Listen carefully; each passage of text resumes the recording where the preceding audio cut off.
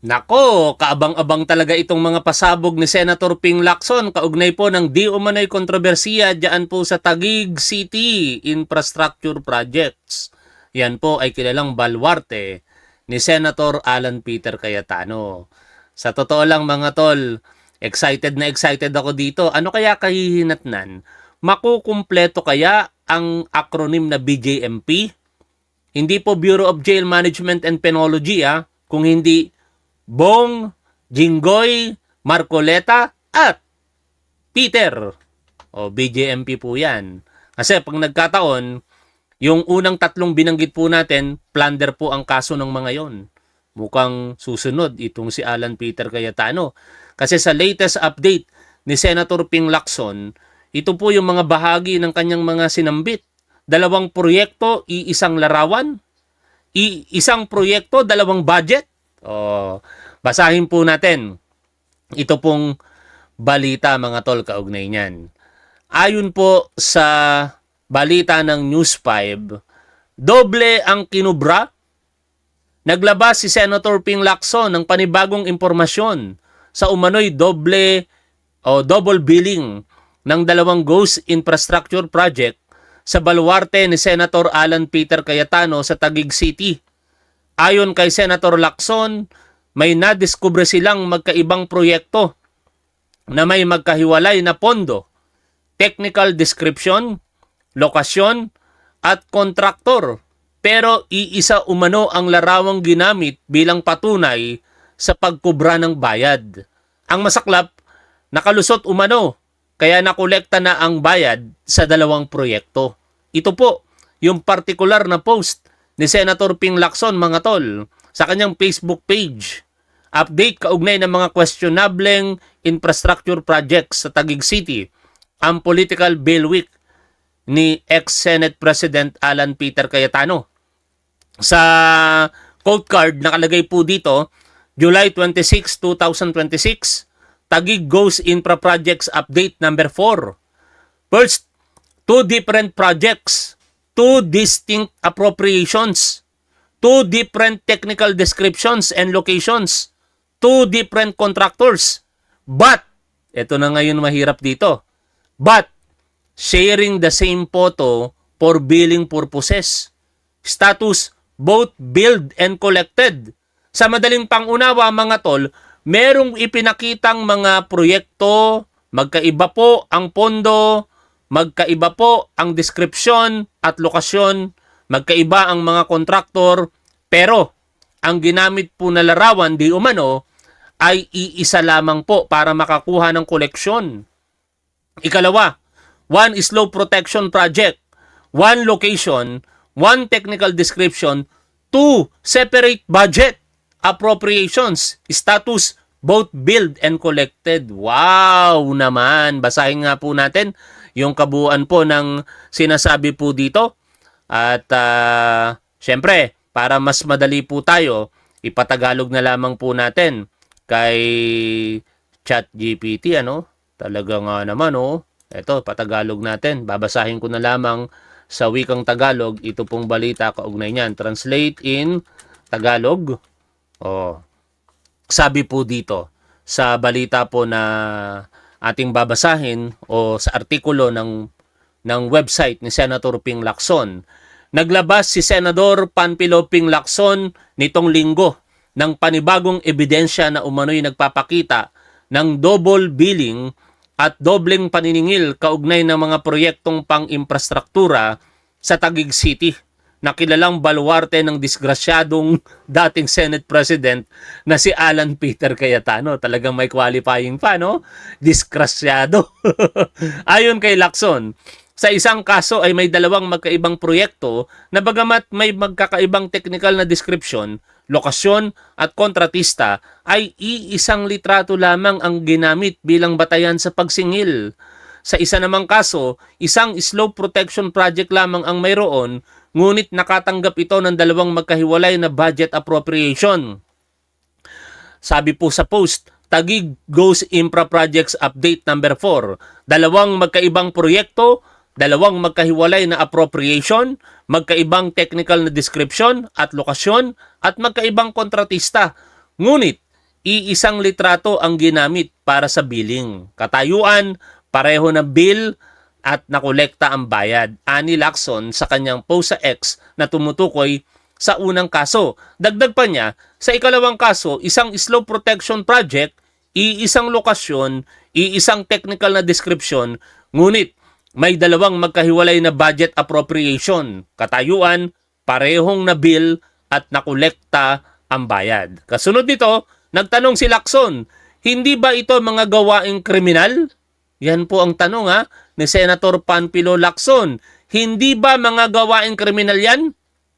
Na tumutukoy sa dalawang kasong kanyang inilahad. Sa Pilipino, Lacson naglabas ng panibagong ebidensya ng umano'y double billing sa Ghost Infrastructure probe sa baluarte ng disgrasyadong dating Senate President. Ituloy pa po natin yung binabasa po natin dito, no? In Tagalog, pa-translate natin ulit mga tol. Ayan tuloy-tuloy lang tayo sa pagbasa. Sabi pa po ni Senator Lacson, sabi pa po dito sa artikulo ng kanyang website, ang pinakahuling mga natuklasan ay dagdag sa lumalawak na hanay ng mga ebidensyang nakalap ni Senador Ping Lacson at ng kanyang grupo kaugnay ng mga umano'y maanumalyang proyektong pam-infrastruktura sa Taguig City. Nauna nang sinabi ni Lacson na umabot na sa puntong maituturing na shoot sa kaldero ang dami at bigat ng mga nakalap na ebidensya. Yari ka ngayon, Alan Peter Cayetano. Sa dinami-dami ng babanatan mo, yung tao pa na malinis ang integridad, no? Walang bahid ng korupsyon. Kaya ngayon, ikaw tuloy ang kinalkal at ito, mukhang merong nakakalap na mga ebidensya.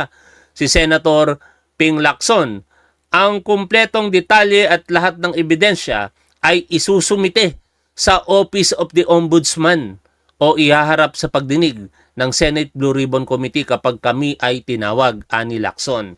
Na ipapakita ang tunay na ugali sa paraan ng pagtugon sa pag-atake sa integridad.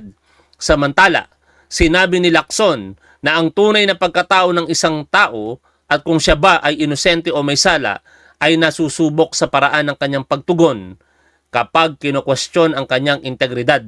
Ayon sa kanya, ang mga taong naniniwalang wala silang kasalanan ay hindi dapat matakot na ipagtanggol ang kanilang dangal at harapin ang sinumang umaakusang may patas na laban. At ganyan ang ginagawa ngayon ni Senator Lacson, mga tol. Talagang may kalalagyan yata itong si Senator Alan Peter Cayetano dito, no? Sabi pa ni Lacson, huwag matakot kapag inatake ang integridad ng isang tao. Doon nasusubok at nahahayag ang kanyang tunay na pagkatao. Ang may sala ay nakikipagtawaran at nagmamakaawa.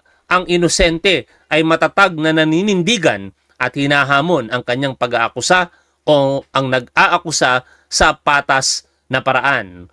Ang Be Not Afraid ay pangalan din ng koalisyong inilunsad ni Senador Ping Lacson noong 2005 upang isulong ang pananagutan sa pamahalaan at hikayatin ang mga mamamayan na manindigan laban sa katiwalian. Mahigpit na ipinagtanggol ni Lacson ang kanyang integridad, isang pagpapahalagang anya minana niya sa kanyang mga magulang. Sa buong buhay niya, kabilang ang mahigit 5 dekada ng paglilingkod sa publiko. Tapos, sisirain lamang nitong si Alan Peter Cayetano. Yari ka tuloy ngayon, Alan Peter Cayetano. Pinopokusan ka ni Senador Ping Lacson. Pakinggan po natin ang naging interview sa kanya, mga tol. Senator Ping Lacson. Daniel, magandang gabi at sa lahat ng sumusubaybay, magandang gabi rin. Okay, sir. Nitong mga nakaraang araw na nakita po namin ang inyong X account. Marami po yata kayong mga litanya tungkol po dito sa Taguig. Paano po ba ito, sir? Pwede nyo bigyan nyo kami ng background. Paano po nag-come up na may mga lumalabas po na mga ganito mga allegations sa Ghost Project daw? Yeah, actually, tangent talaga sa files namin yan. Matagal na yan, marami kaming nakuha noon. Kaya lang, di ba, na-overwhelm naman kami ng Bulacan, Occidental Mindoro. Pero naandyan yan. Sa ibang lugar, meron din. Noong, yun nga, nung inatak ni Senator Cayetano yung aking integrity, sinabi ako mga staff, reviewin nyo nga yung ating files. Tingnan natin kung ano yung mahagilap dyan. So yan, marami palang nasa files namin, nasa record namin, yung mga infra projects. Saramihan doon, mga slope protection at saka drainage. Ang kapansin-pansin doon kasi, na nakita ko tuloy na yung kanyang total na insertion sa 2025 GAA pa lamang, umabot na ng 6.795 billion. Okay. Nung in-scrutinize pa namin, 2 lang out of 70 projects yung hindi na-implement. So mga major projects yun. Pero pag bin-breakdown mo pa, yung mga proyekto, kasi marami mga phase 1, phase 2 hanggang mga phase 12. So napakaraming 100 million worth na mga projects. Again, pag nakita mo gano'n, susundan mo yung medyo yung details noon, ano? Kaya doon namin natuklasan na may mga nag-overlap doon sa mga spans. Kasi pagka phase 1, katabi siyempre karugtong ng phase 2, phase 3, para makadaya yung contractor dahil nga siyempre kailangang mamigay sila ng SOP o ng kickback. Titipirin nila yung kanilang gastusin. So ang daya, kung halimbawang 50 o 100, sabihin natin 100 linear meters yung isang span, yung phase 1 halimbawa, phase 2, whatever. I-overlap nila, yung susunod na phase, ino-overlap nila para matipid nila yung linear meters kung ilan man yon. So halimbawang in-average mo ng per linear meter nasa mga, sabihin natin 400,000 o sabihin muna natin 100,000. Kung makasampung linear meters kang in-overlap mo doon sa span, meron ka ng 1 million na tipid. Ayun. So hindi naman completely na ghost, pero masasabi mo na rin ghost yung portion na yon. Okay. Kasi dalawang amount, dalawang halaga yung nilagay mo sa isang span lang kasi nga parang tinapan mo lang yung isang span na hindi nagawa. Sinerge mo yung buong span na buo. Okay. Ang tindi ng modus operandi, ano mga tol? Kaya dapat kung merong mga malalakas pang ebidensya rito, tama itong si Senator Lacson idirekta na sa ombudsman nang magkaalaman na kung meron po bang tinatawag na prima facie evidence with certainty of conviction. At pag nagkataon, ewan ko kung matutuwa kayo, matanong ko nga kayo mga tol, matutuwa ba kayo kung sakasakaling makulong itong si Alan Peter Cayetano? Paki-comment nyo naman ang inyong saloobin mga tol at tingnan natin kung kayo po'y matutuwa once na makulong itong lagi na lamang nagla-live selling sa kanyang Facebook. Hindi naman halos pinaniniwalaan ng majority ng mga Pilipino. Oo, maraming nanonood sa kanya. Malakas yung algorithm ng Facebook niya Pero ang tanong, pinaniniwalaan ba siya ng majority ng mga Pilipino? I believe hindi. Ang naniniwala na lang kay Alan Peter Cayetano ay mga DDS. Katulad ninyo, siyempre matutuwa tayo. No? At once and for all, malaman din natin kung talagang ito bang mga hinahalungkat ngayon ni Senator Ping Lacson ay may katotohanan o baka dala lamang din ng kanyang inis dahil nga nakukwestiyon yung kanyang integridad. Yan ang dapat nating malaman kinalaunan. Pero malamang sa malamang, may katotohanan po ito kasi hindi naman magsasalita si Senator Ping Lacson katulad ng mga ginagawa niya ngayon nang wala po siyang inilalahad ng mga ebidensya. Meron na nga po siyang unti-unting pinapakita sa harapan ng publiko. Kaya mukhang may kalalagyan talaga itong si Alan Peter Cayetano dito mga tol. Ibig sabihin sir, parang sinasabi na parang substandard. Pasok ba yan sa ganong category din sir? Hindi. Wala pa yun. Bukod pa yung substandard. Meron din Pag ganun. sinabi mong, parang tantamount to ghost. Kasi ginos mo yung portion na yon na tinakpan mo.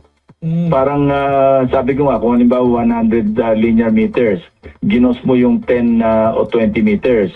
Tapos in-implement mo sa susunod na phase ng project, doon mo palang ginawa yon. So lumalabas doon yung 10 or 20 linear meters na yung ghost yun. So yun ganun ang kategory lang. Talagang nakita nyo sir, si Senator Cayetano po, project po niya ito? Hindi, kasama to sa kanyang insertion. Oh. Sa insertion. Okay. Budget doon ang galing. insertion. Ang Nako, budget insertion ha. May maleta kaya ito? O, tingnan nyo mga tol, sila yung bintang ng maleta kung kani-kanino. Mukhang lumalabas ngayon. Parang sila ang merong maleta. discovery na nga namin so far, nasa mga 3.385 billion na Oo. yung mga proyekto doon. Tapos may nakita pa kami doon na dalawa yung appropriations pero isang project lang. Okay. So ngayon kasi kung Double sasabihin natin pwede na overlook na nagkamali ng pag-appropriate o pag-allocate. Allocation na ito eh. So halimbawang hindi nakita na naulit lang yung the same location at saka the same description, pwedeng oversight. Kaya tinitingnan namin ngayon yung documentation. Kasi pag siningil mo yung isang appropriation o 100 million, Curious ako ngayon mga tol, makasingit lang. Paano kaya ngayon ipagtatanggol ito ng mga DDS? No? Si Alan Peter Cayetano. Palalabasin pa rin kaya nila na politika? Ito, merong mga inilalatag ngayon na ebidensya si Senator Lacson. Kaya yan ang inaabangan ko na rin ngayon. Paano sila magtatanggol again sa panibagong DDS senator na maaaring makulong kinalaunan? siningil mo pa uli yung pangalawang appropriation ng 100 million, pero isang proyekto lang, ano tawag mo doon? Digos din yun. Ayun. Yun lang yung mga ilang examples na nakita namin. Sir, meron kayong sinabi, I think, sa ibang interview, kay Robert yata kanina, at meron ng may tatlong bagman daw? Oo, kasi nung una, isa lang yung na-identify namin. Pero as we go on, yun nga, may mga lumalabas pa mga ibang pangalan na ginagamit niya rin na mga malalapit sa kanya. Hindi ko na muna i-divulge yung pangalan, pero binubuo na namin yung kaukulang testimonya tungkol dito. Okay, bagman ni Senator Alan yan, sir. Allegedly. Well, yun ang ipoprove natin kasi nga, mga malapit sa kanya at sinabi rin nung bubuin muna namin yung affidavit, yung sinumpang salaysay para mas maliwanag. Pero sir, ano yan? Talagang malapit sa kanya yan? Bagman? Pwede ba? Nagkuklu na ako no? Bagman Talaga nga naman katulad din kaya ito nung sinasabing bagman ni Sara Duterte na nagdi-deliver ng iba't ibang halaga sa iba't ibang personalidad at lokasyon. Pero malamang hindi kasi mukhang isa lang ang dadalhan ng pera Kung totoo po ito, mukhang mapupunta lang yung kay Alan Peter Cayetano, no? Ito naman mga tol, pawang mga akusasyon pa lamang na nahalungkat o impormasyon na nahalungkat nitong si Senator Ping Lacson na nagiging akusasyon na ngayon dito kay Alan Peter Cayetano. Yeah, actually, totoo yun. Kasi yung iba, pamilya na rin sa amin yung mga pangalan Familiar. Kaya Okay. Sir, pero yung bang may mga nagsasabi kasi bakit ngayon lang daw inimbestigahan po itong sa Taguig? Bakit nga po ba ngayon lang talaga, sir? Hindi, na-prioritize lang. Dahil ang ingay-ingay niya. Okay. Pag nag-iingay ka, mapapansin ka Pag namato ka, kailangan malinis ka. Yun. Kasi kung meron kang dumi, huwag kang... Kaya tingin ko walang dumi si Senator Lacson. Kasi kung may dumi ito, malamang mapagtutulungan ito ng mga DDS. Since wala silang mahalungkat talaga. Ngayon, yun ang babato sa kanya kung may question sa kanyang integridad. May nakikita sa ngayon. Sino yan? Si Alan Peter Cayetano, no? Totoo talaga ang kasabihan na kung ikaw meron kang dumi, huwag kang basta-basta pupuna sa iba. Kasi baka yung dumi mo mismo ang kumalat At mukhang ganun ang nangyayari ngayon dito kay Alan Peter Cayetano. Babato ng putik kasi babalik sa'yo yun Okay. Pero hindi sir, ko sinisingle out. Sinasabi niya, bakit sinisingle out yung Taguig? As usual, sinasabi niya, bakit hindi imbisigan yung ibang syudad? Opo. Sabi ko, ba't teka muna, hindi kita sinisingle out, pinaprioritize lang kita yung Taguig. Kasi nga, ikaw ang nagbibintang Okay. Parang challenge ko na rin sa iyo, pangatawanan mo yung bintang mo sa akin na parang ngayon insinuation niya kasi hindi ba na dumoble raw yung aking salin. Tapos in-insinuate niya na ninakaw ko yung bakit nagdoble. Kunwari ko pa nga siya, hindi nagdoble, nag-quadruple. Tsaka wala ako sa gobyerno nung time na tumaas yung aking net worth. Kasi hindi naman ako nagpa-file ng SALN between 2022 when I left, after I left, hanggang bago mag 2025. So absent ako sa gobyerno after 2022, saka yung before 2025. So doon, masama ba kung nakapag-negosyo ka, kumita ka, halimbawa nakachamba ka ng isang malaki-laking deal na legitimate naman. Kasi yan, binayaran ko, 2 taxable years ko. O, di ba? Kaya kahanga-hanga, nagbabayad ng tamang buwis itong si Senator Ping Lacson. Ako, feel na feel ko ngayon yan, mga tol eh.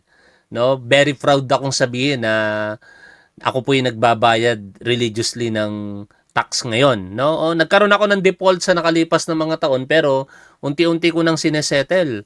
No? Hindi naman ako tax evader, talaga lang napabayaan ko. Ang masakit, ang lalaki ng multa, ang tindi ng penalty. At this week, magbabayad po ako ng 118,000 no para sa income tax ko mula April hanggang June. No? Kaya pagka nagsasalita ang mga tao kaugnay ng tax nila at sinasabi yung partikular na detalye kung magkano binabayad, ang ibig sabihin lamang nun, tumutupad sila sa tax law. At ganun yung ginagawa ni Senator Ping Lacson. O sino pa kaya ang ibang mga politiko na kayang sabihin nila kung magkano binabayad nilang tax?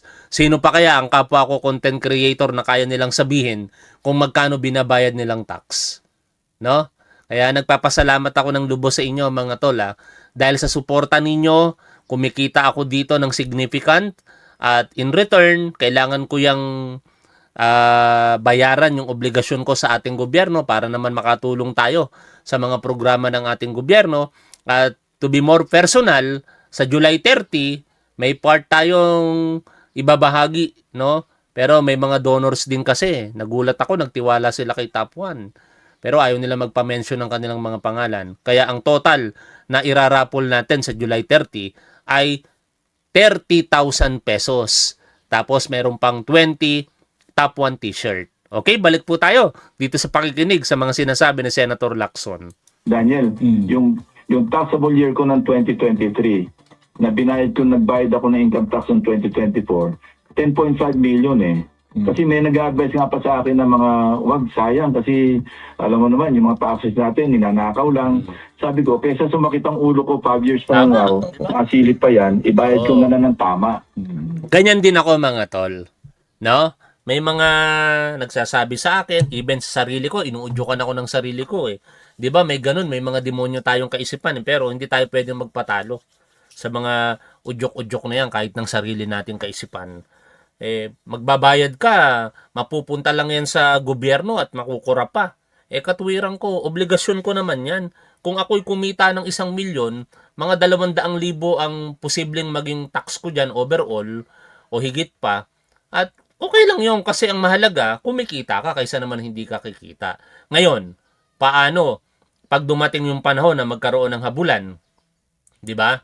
Lalong-lalo na politika itong profesyon ko, no? Paano kung sakaling magpalit ang administrasyon? Di tayo namang mga vlogger ang pag-iinitan ng isang administrasyon na hindi natin kapanalig. Silipin tayo ngayon sa ating mga buwis. Diyari tayo pag pinabayaan natin yan. Ako at least wala akong poproblemahin. Paano yung iba? Paano yung alam ng publiko na malakas kumita dito sa YouTube at Facebook tapos hindi pala nagbabayad ng buwis? Tandaan ninyo, hindi po pagbabayad ng buwis ang binabawas ng Estados Unidos sa ating mga sinasahod dito sa YouTube at Facebook, yung content creator tayo. May mga deduction, di ba? Ang US, hindi po yun. Separate po yun. Kung kumita ka, for example, ng $100 o kaya $1,000, babawasan yun ng Estados Unidos ng mga $20 to $30. Akala mo nakapagbayad ka na ng buwis? Hindi. Magbabayad ka dito mismo ng buwis sa ating bansa. Pag hindi mo ginawa yon, meron kang magiging pananagutan sa BIR, sa ating gobyerno. Huwag nyo nang hintayin na kayo'y habulin pa ng ating gobyerno.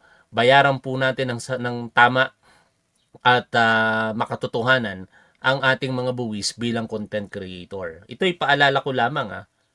Sabihin nyo rin yan sa mga pinapanood nyong content creator. No?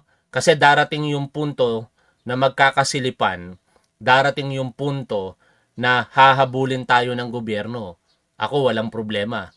Paano kayo kung pinabayaan ninyo? Pagka Pinabayaan nyo kasi yan, lumaki ng lumaki. Lalong-lalo na, alam ng publiko kung gaano kayo kalakas kumita dito. Ma-estimate yan eh. Lalong-lalo na kung libo-libo ang nanonood sa'yo. No? Ako nga lang sa ganitong bilang pa lamang ng mga manonood natin, imagine niyo na kung gaano kalaki yung binabayaran kong tax. How much more yung mga mas malalakas ang views sa akin. Ang tanong, nagbabayad ba sila ng buwis? Kung hindi sila nagbabayad ng buwis, poproblemahin po nila yan kinalaunan. Maniwala po kayo sa akin mga tol. But ganun pa man, doon lang tayo sa tama at dapat. Kaya balik po tayo dito sa pakikinig natin kay Senator Lacson.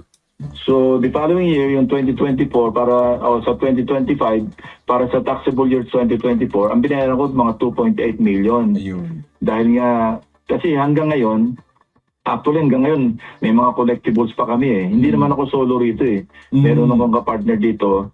Nag-form kami ng isang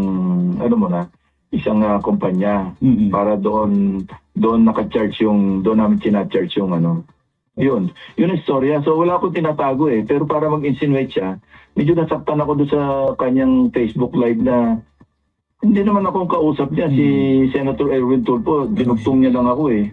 Kaya nga ako mga tol, makasingit lang usaping tax ulit tayo. Sabi ni Fred Ortesa, sa Amerika, sa mga ordinaryong mamamayan, katulad ko, ay hindi ka makakadaya ng income tax. Tama po yan, ano? Dito kasi sa atin sa Pilipinas, medyo maluwag. No? Kaya nga ang tanong ko sa Estados Unidos, nagbabayad ba ng tax si Maharlika?